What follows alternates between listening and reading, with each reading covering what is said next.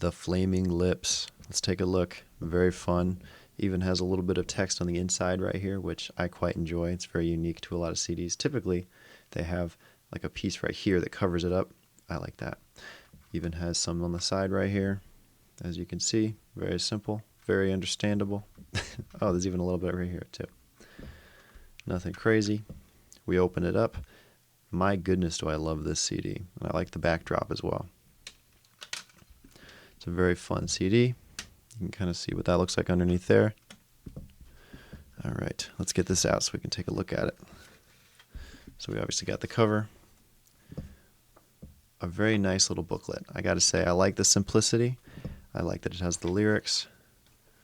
Let's flip it over so you can kind of get a good look at it. Overall, very fun CD. I think they did a good job with the colors. And yeah, it looks like a movie disc or something. I don't know. Very nice. Totally recommend it.